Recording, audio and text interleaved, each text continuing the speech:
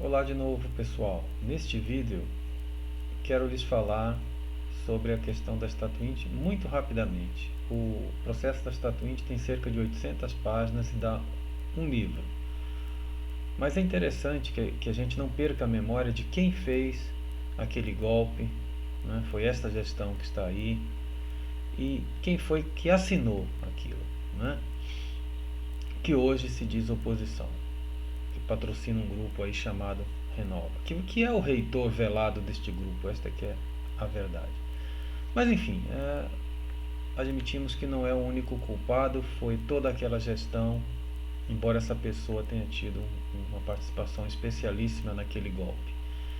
Tá bom? Então vamos ver em primeiro lugar este documento, que é o documento mais sórdido da história do Instituto Federal, né?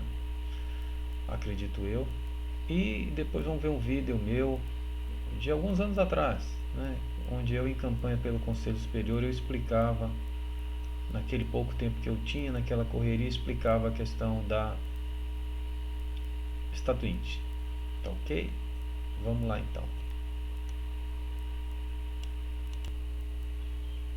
Pois bem, este que vocês estão vendo é o documento mais sórdido que eu já vi na minha vida, né? Fabricaram-se denúncias, até a Câmara dos Deputados, tudo anônimo, ninguém perguntou pra gente o que estava acontecendo, né?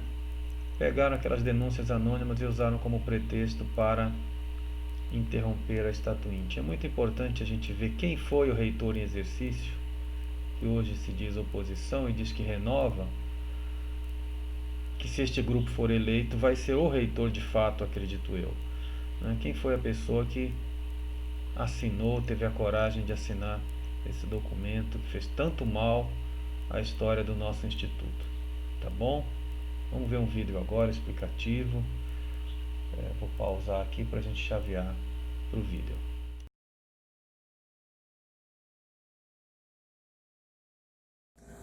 Pessoal, eu queria falar um pouquinho com vocês sobre a questão da Statuinte, que também é objeto aí da minha campanha para o Conselho Superior. No vídeo anterior a gente falou sobre a questão da divisão de poder no Instituto entre as instâncias de poder previstas na lei, né? Focando mais no Conselho Superior. Essa questão da Statuinte, eu tenho percebido que tem vários servidores, vários colegas, que por serem muito novos no Instituto, desconhecem a história da Statuinte. Tá? Então vamos conversar um pouquinho sobre essa história. A Statuinte, ela é um processo que nasce, né, um pouco antes da campanha de 2012 para reitor. Alguns candidatos a reitor, inclusive o reitor eleito, reitor atual do Instituto Federal, se comprometeram a levar a cabo esse processo da Statuinte. Imaginem a Assembleia Nacional Constituinte, né? Que é um momento onde o Congresso para fazer a nossa lei maior, que é a Constituição. Tá? Fazendo um paralelo com isso, o que é a nossa Statuinte? Ela é um momento no qual, né, vão ser revistos, vão ser reescritos os principais documentos, a principal legislação do Instituto Federal de São Paulo. Então, ele é regido por uma resolução que foi discutida no Conselho Superior. Existem minúcias, né, desse processo que são estabelecidas.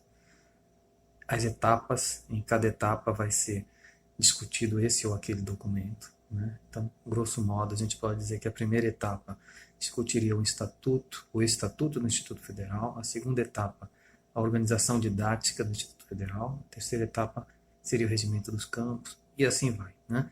Desculpe, regimento geral do Instituto Federal, depois regimento dos campos, enfim, etc. Pois bem, a Estatuinte parou na sua primeira etapa, né? Por que ela parou, né? A gente estava, eu também sou da Comissão Central do Estatuinte, sou relator na Comissão Central, nós estávamos terminando de finalizar a discussão do Estatuto. Né? Como é que isso é feito? De uma forma extremamente democrática.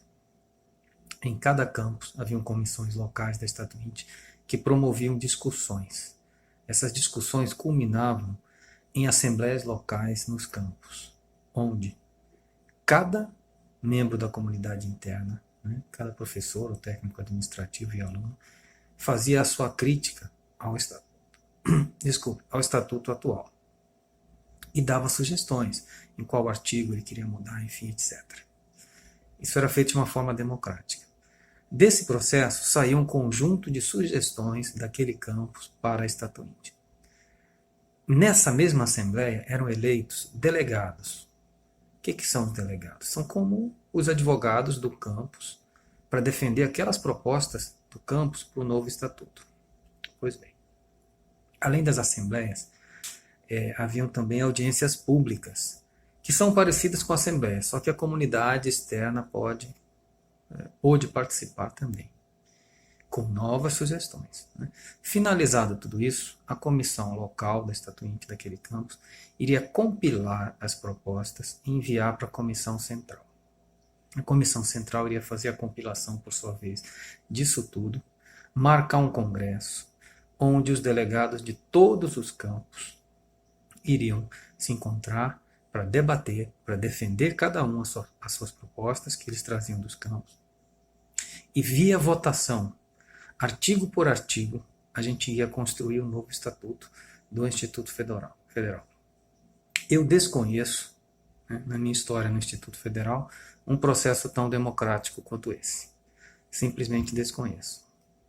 Pois bem, nós estávamos no último momento, né, que iria finalizar o Estatuto do Instituto Federal. As mudanças principais foram várias mudanças, mas teve duas mudanças que foram emblemáticas.